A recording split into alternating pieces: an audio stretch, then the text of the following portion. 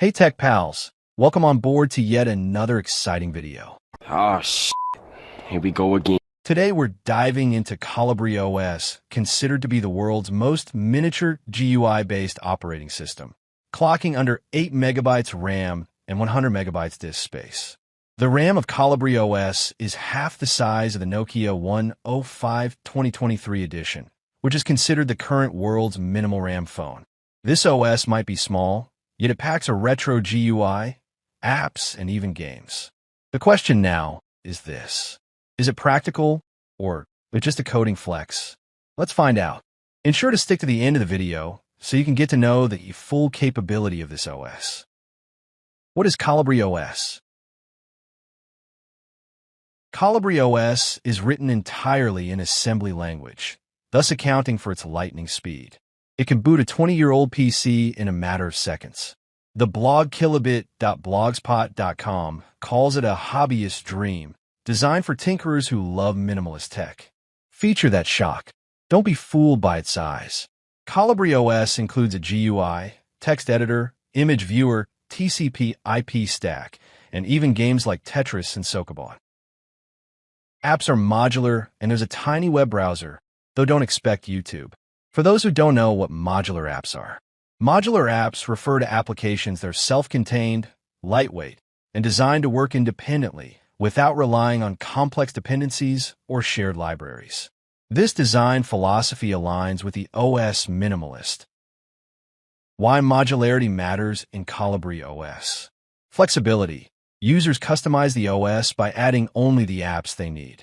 For example, a developer might include a hex editor but skip games. Resource efficiency. Apps consume almost no RAM or disk space, critical for an OS that runs on less than 8 megabytes of RAM. Retro or embedded use. Perfect for resurrecting old hardware or embedded systems where simplicity is key. Pros and cons of kolibrios. We'd start with the pros. Ultra lightweight. No dependency conflicts.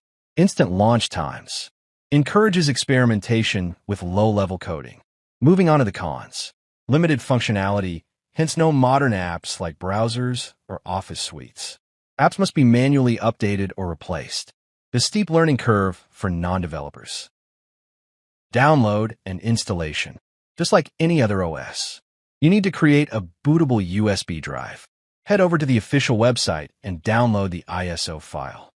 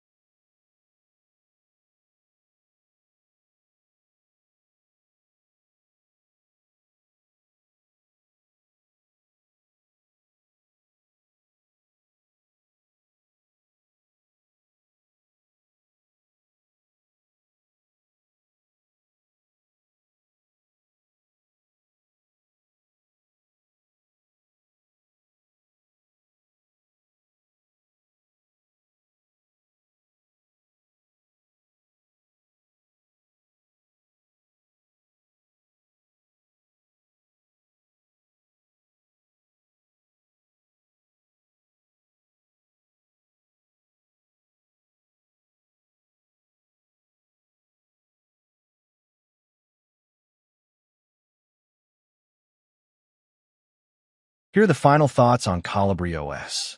But before we conclude, if you enjoyed this deep dive, then kindly take a sec to smash that subscribe button below. Also like and comment to support the channel. Finally, kolibrios might be a tech demigod with its modular apps reflecting its do one thing well philosophy. It should be known that this OS is inspiring, but not here to solve real-world problems.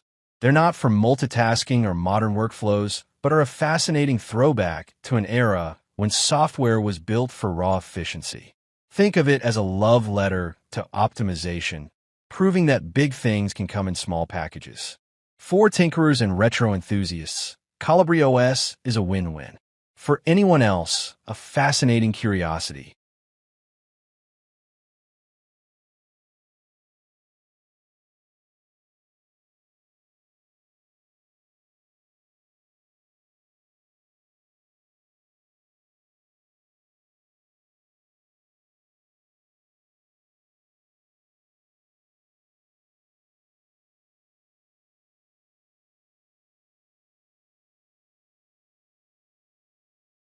This concludes our video for today. Stay tuned for the next video on what can and cannot be done on this OS.